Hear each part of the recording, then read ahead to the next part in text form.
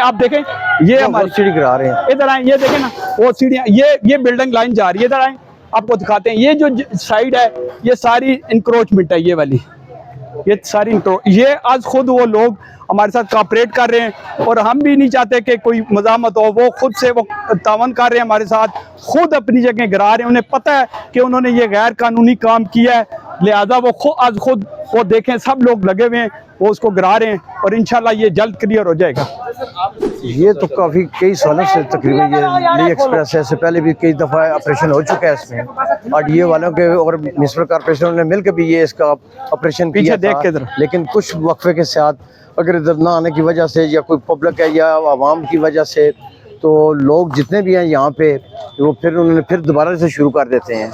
इन्हें थोड़ा सा भी टाइम मिले तो ये अपना काम के लिए ये बाहर आ जाते हैं। ये नहीं देखते कि हमारा नुकसान हो रहा है या क्या हो रहा है, ये कहते हैं कि बस काम करना है हमने पूरी जगह पे। ये नहीं इन्हें पता कि ये सरकारी जगह है या रोड की जगह या इस गली का या सड़क का है, बस इन्होंने अपने काम से ही कार्य है।